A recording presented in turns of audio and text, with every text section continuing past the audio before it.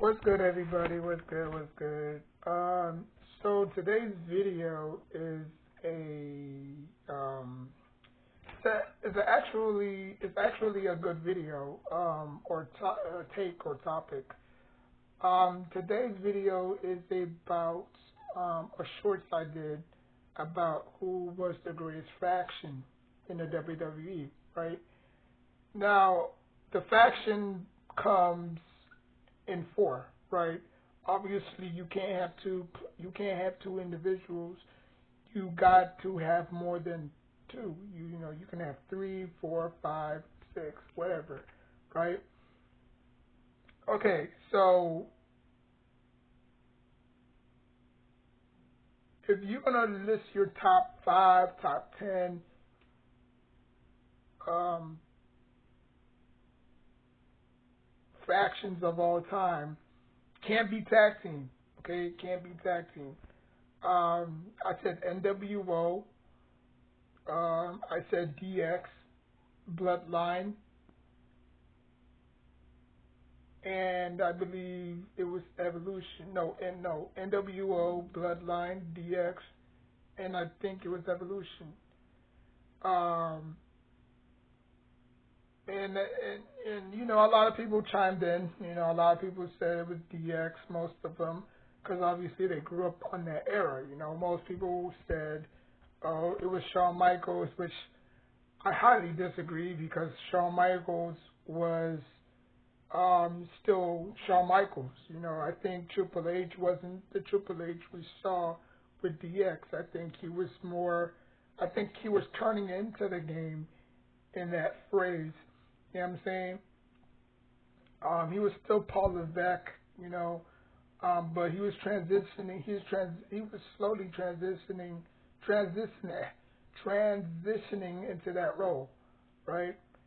And then when Shawn Michaels left to do his thing, obviously he, I guess he didn't want no part of DX. He just wanted to, uh, go solo.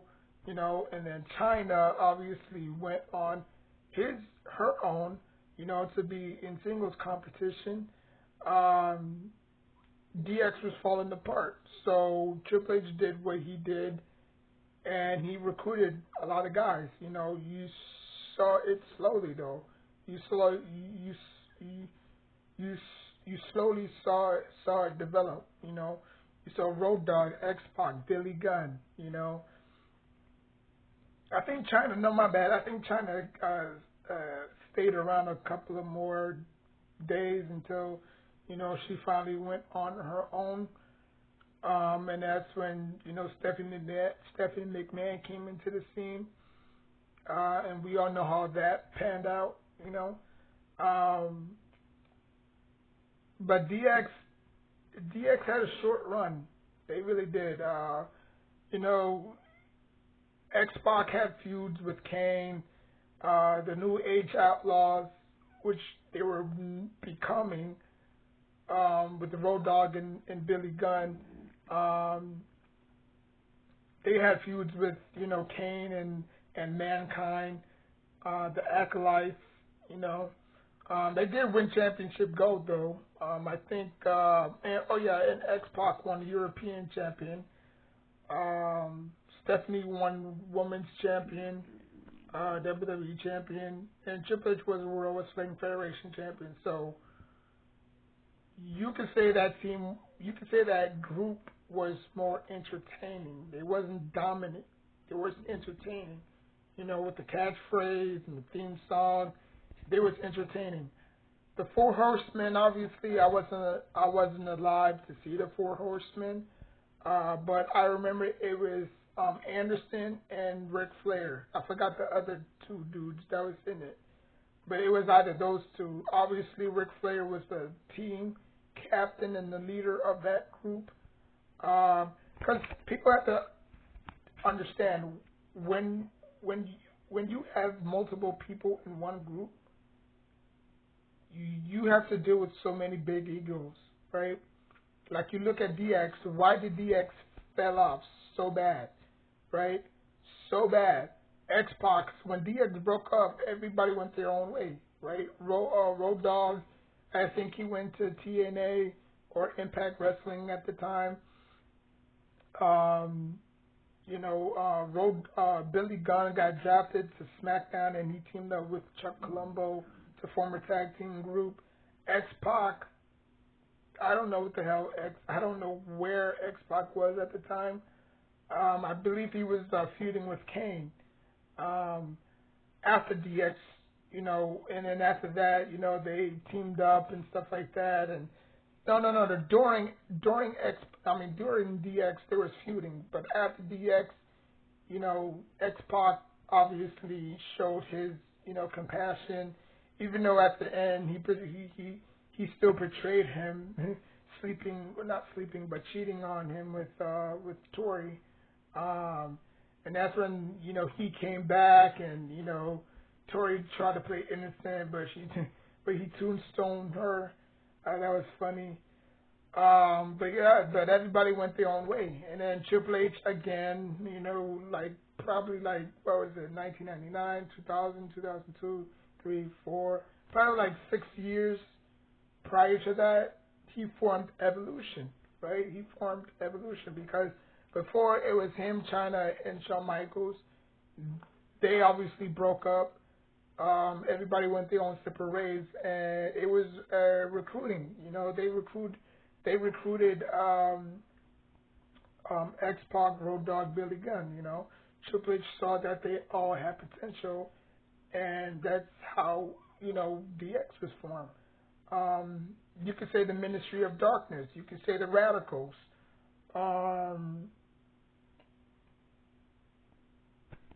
So you could say the power trip, but again, it was just Triple H and Austin. Can't be two. It has to be three. But anyways, moving on. Yeah, so everybody went their own ways, obviously, and nobody outside of Triple H captured the big gold, which was the World Wrestling Federation Championship. And then after that, probably like I said, 6 years prior to that, he formed another group called Evolution. Obviously Ric Flair, Batista, Randy Orton. You know what I'm saying? And after that, he just went solo for a good 4 or 5 years. And then around 2009, they teamed up. DX reunited with him and Shawn Michaels and Hornswoggle. Well, I'm not going to mention Hornswoggle, but it was just them two. To find, Vince McMahon's illegitimate son, which was a stupid storyline. And that's it, I guess. The Four Horsemen I already spoke of. I don't really know too much about them. But I know Ric Flair was in it. You could say the Hart Foundation as well. The NWO. The NWO just had a lot of people, They had just so many freaking people. It's weird. It was a weird group, because the originals is obviously Kevin Nash, Hollywood Hulk Hogan, and Scott Hall, right? They feuded with The Rock, Austin, you know what I'm saying? And yeah, I guess. Oh, yeah. It was the NWO. So it was the NWO, DX, the Bloodline, and the Four Horsemen. Those were the only 4 groups that I mentioned in my shorts. Okay. A lot of people said the Shield. I don't know if anybody said the Shield, but the Shield is another one though. The Wyatt family. So there's a lot of great factions. Now the Bloodline is still going strong, bigger than ever. I think I remember somebody in the comment section saying that they did lose Jimmy. No, they did lose Jay, but I said that okay, they lost Jay. Like who's the main attraction in that group? It would have to be Roman Reigns, right? Now you add The Rock to replace Jay, right? So Like, come on, like make it make sense, Like I know Jay was part of the Usos, and he was, he was the one that went behind, not really behind, but it was his brother Jimmy, who didn't like Roman, you know. This is way back before, the tribal chief was even born, you know. Um, I think Jay and Roman got inside the Hell in a Cell match, and then that's when his brother showed up, and he had to stop the match because it was just that bad. Um, but I mean, Jay's on Raw doing his thing, even though he got screwed out of the Intercontinental Champion by his brother. I'm pretty sure they're gonna face at WrestleMania. Is building to that, you know. But nobody misses Jay on the Bloodline. I mean, come on.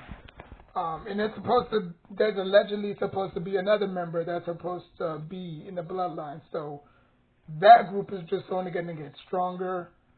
So that group is still going today, you know. I would say the Ministry of Darkness, but that group did not last at all. They had Shane McMahon, they had Midian, Viscera, they had the Brood. They had the Brood and the Acolytes and Midian and Viscera, and then the Big Show and then the Undertaker. No. I don't think the Undertaker was Shane McMahon. Not the Undertaker. I don't think Big Show was a part of the Ministry of Darkness. Like, I remember when the Ministry of Darkness broke up, and then they obviously, created the Unholy Alliance, not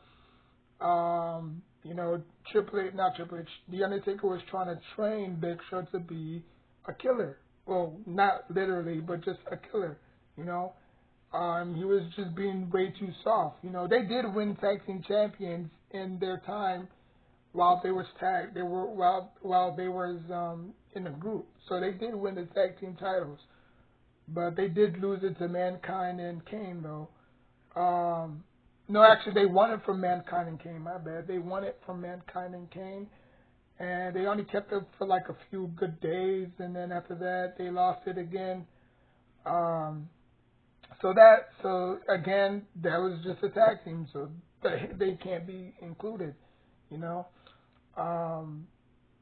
But yes, I remember Big Show was a part of the Ministry of Darkness.